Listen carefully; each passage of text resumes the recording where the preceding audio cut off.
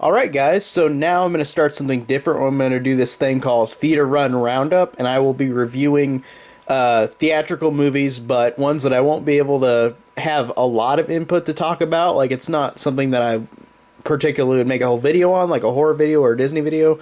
So we're going to start this and do it this way with these theatrical films that I can't do really big reviews on because I don't have enough to say.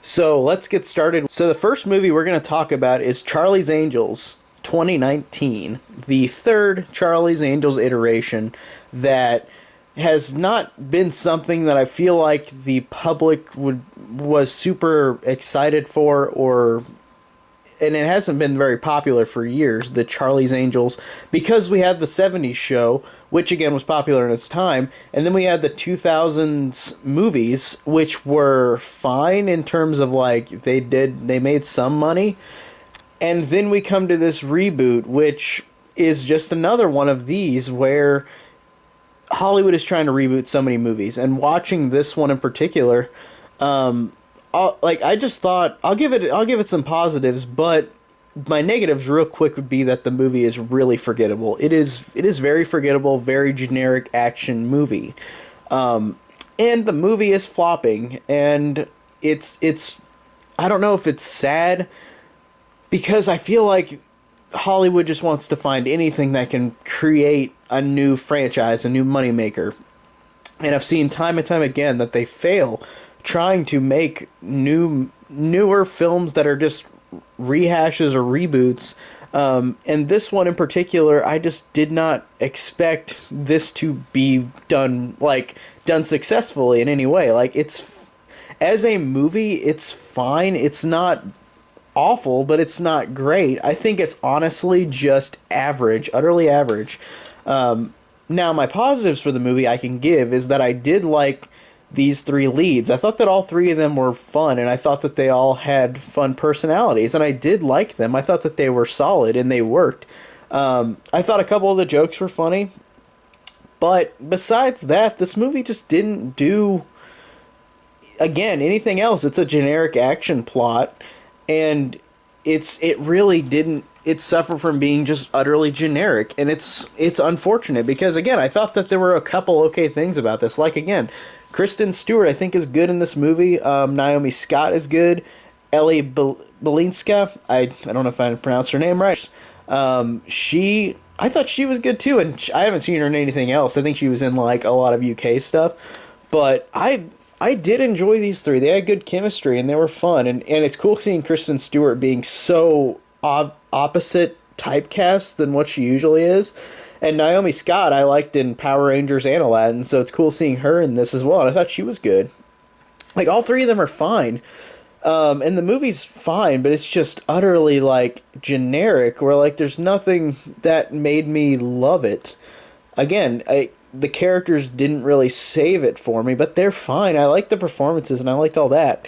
And also the movie annoys me because it's one of those movies where it has to point out that it's three women doing like fighting, and I whenever it comes to feminism for me personally, I wish that like I don't like the fact that you have to point it out to change something, because I feel like it is already changing. It has changed, of immensely changed since how women have been treated now to from before to now. And it really is just one of those movies where it has to point out, oh, a woman can do anything. And of course they can, but it's just annoying that they have to, like, they only do it at the beginning, which is fine. At least they only do it at the beginning, but that opening scene with Kristen Stewart was so annoying because it's just one of those movies where it's like you have to be empowered to say that you're empowered. Like, they have to point it out, and I think that that's just annoying. Like I feel like if movies like, for example, Terminator Dark Fate, a movie that a lot of people didn't like or a lot of people thought was okay.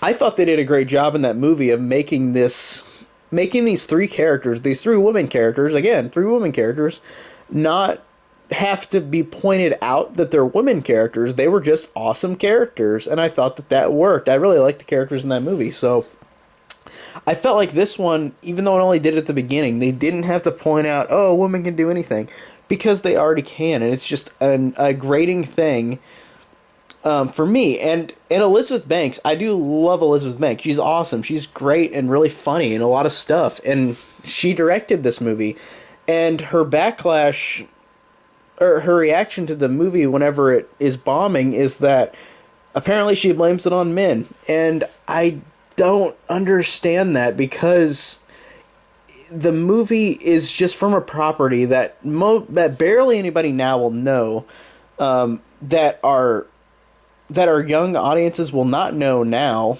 The older audience has seen Charlie's Angels rebooted with the 2000s one, so it's like I don't think that that's what the case is. So even though I do like her a lot as an actress, I think Elizabeth Banks is awesome. It's just the way she said that reaction to the bombing of this movie, I don't think is right. I didn't understand that because it's like Star Wars The Force Awakens is like the second or third highest grossing movie ever made.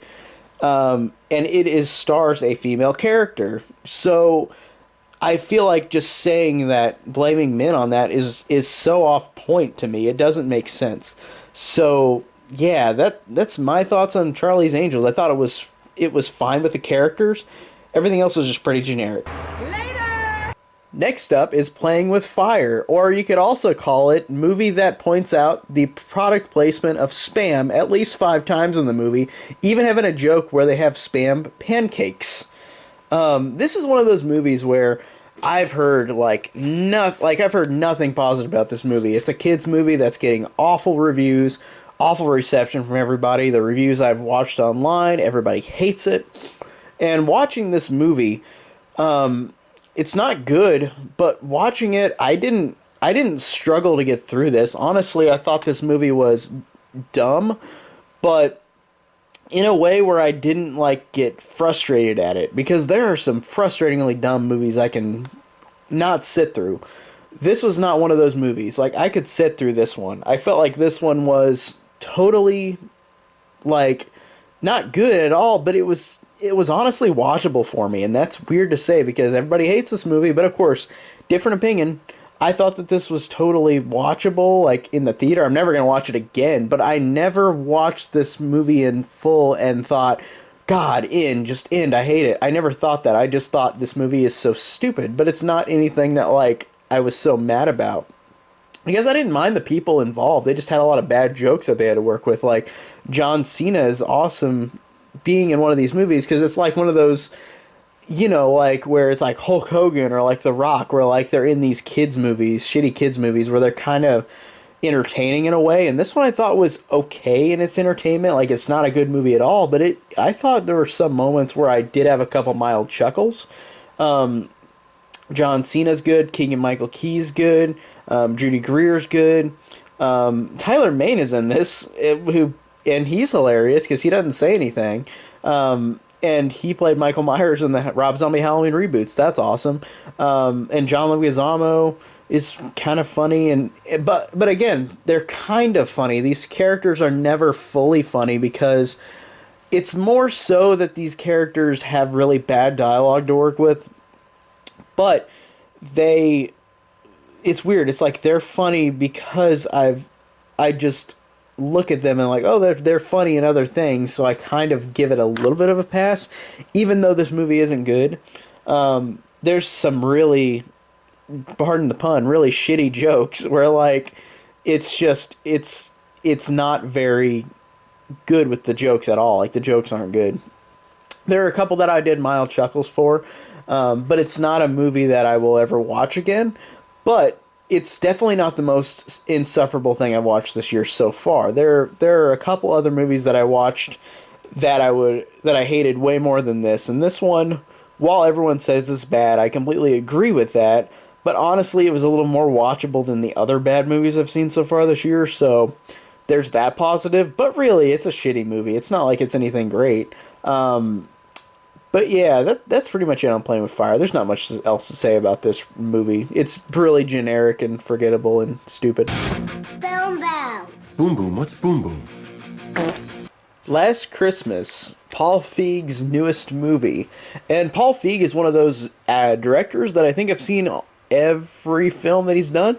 And he's one of those directors where he kind of goes against the grain of like what a genre film is supposed to be in. Like for example, he had Bridesmaids, which was like a comedy, but a comedy that like even though it was just about bridesmaids, it was something that people like just universally thought was funny.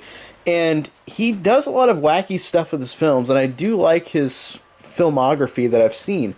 I really liked The Simple Favor last year, which was really, really good. And this is his most recent film. To me, the most safest film that I have seen him do. Like, this is a very safe movie where it is a rom-com about Amelia Clarke, who is down on her luck, who is at rock bottom, and this character is struggling. So, this character has this situation where like she is just she's got nothing left basically, and like she works at a job she doesn't like, she just sleeps with a lot of random people, just to try to fill the void, and she meets this guy who's like a mysterious stranger, and it's like any romantic movie where like you find, oh, there's the person that the other person likes and like they're mysterious. And I think that the movie, for like the first hour, I think the movie is totally just fluff. Like it's a safe, fluffy rom-com, which again, I'm not really a huge fan of the genre, but I thought it was watchable for the first hour. But when we get to the twist at the end of the movie, and I won't spoil what it is, a lot of people might think it's pretty schmaltzy and pretty cheesy, but to me, that made the movie feel like it felt more warranted to exist in a way, because yeah, people might not like the ending, but I thought that the ending made the movie feel like it goes against the grain a little bit, even though there are other movies like this that give this kind of ending, but I felt like this ending to me was an ending that just surprised me. And the performances are fine, they're serviceable. I like Amelia Clarke, she's pretty funny. Henry Golding is good. I like how he's been in a lot of recent stuff, like Crazy Rich Asians. And also Paul Feig's last movie, Simple Favor, he's in there as well. And I really liked those two a lot. I thought that they had good chemistry. And Emma Thompson plays the mother, and Emma Thompson wrote the actual, like, screenplay of this. And it's weird because I don't, like, this movie's totally fine. I mean, it's not anything to write home about, but, like, Emma Thompson is kind of funny, but she's of course got another accent from another country. But she I think is a pretty funny character overall, and I thought that she worked fine. I liked her, and I did think everybody in the movie is fine. It's just, I don't know, like the movie is pretty straightforward, like fluffy romantic comedy, which again is not a genre that I love. But I wanted to see this just to say I've seen it, and I don't know, I liked all these people, and also I thought that Michelle Yeoh, who is also in Crazy Rich Asians with Henry Golding, pretty funny, is really funny as well. I like her a lot, and I thought that these characters, while being very basic, I thought that they were fine enough and kind of entertaining. I didn't mind this movie. I thought that this movie would have been like a drag to sit through, but watching it, I didn't mind it. I thought that it was totally serviceable fluff for a person who doesn't really like this genre that well or watch many romantic movies. But I thought that this one was serviceable enough, and these characters were fine. And the ending, whether you can complain it's cheesy or bad, I like the ending. I thought the ending actually made it worth it, if that makes sense. I thought it was a cool little thing that happens at the end. So, Last Christmas was pretty serviceable. I'll be a falcon. Oh, damn it! And our last movie is Jojo Rabbit, which is the newest Taika Waititi directed film. And Taika Waititi, I've really liked all of the movies I've seen him do. I haven't seen Boy or the one, like the other one that had something to do with the shark. I haven't seen that either. But I've seen every other movie that he's directed. And I really, really thought this movie, like I was excited for this one, really. I was really excited because I really did think he had a good track record with the movies that I mentioned, and I really just was expecting a great one out of this one, and watching it, honestly, I thought this one was awesome. I really, really enjoyed this movie.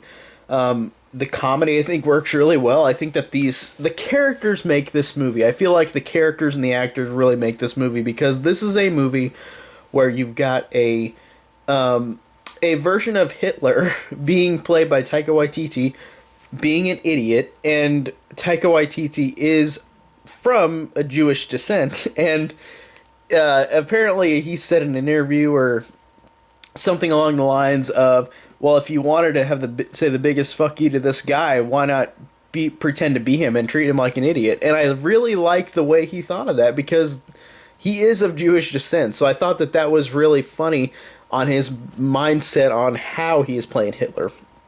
So I really like that a lot, and I thought that all these characters are all memorable. I thought that all of them were so funny and so fun. All the performances I think really are awesome. There are some big actors here. You got Sam Rockwell and you've got Scarlett Johansson, and they really, really sell these roles. And I just think that all of them have such unique dynamics in terms of their jokes, in terms of how they act towards each other. I feel like they're all great. The kid actor is really, really good for the main character. He really sells this kid. He's so funny and so charming, as well as the Jew that he finds as well. And she is so funny as well. They both have great chemistry, these two kids, and the kid actors are great in this movie as well.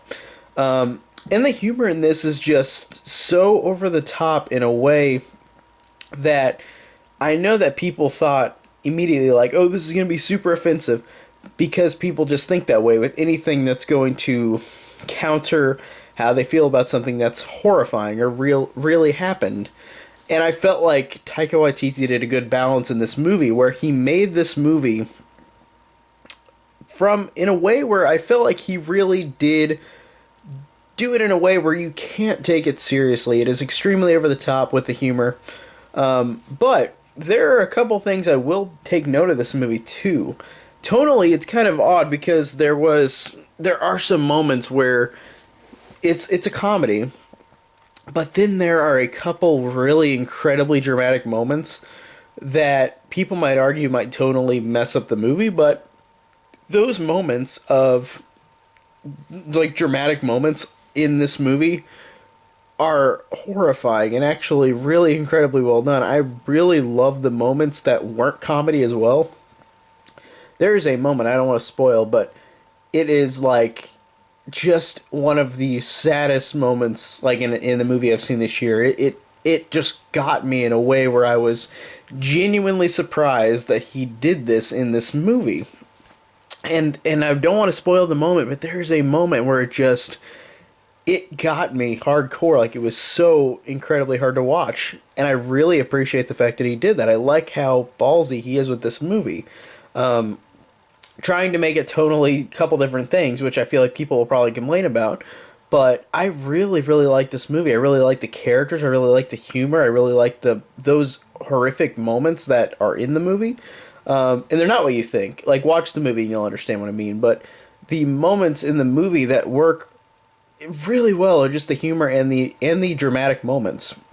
And the acting and the characters are so memorable that this one is one of my favorite movies of the year. I really, really love Jojo Rabbit. This one was just such a fun knock out of the park for me. And that is all my movies for this week. Stay tuned every week, and I'll do other theatrical run videos. But as for now, thank you guys so much for watching.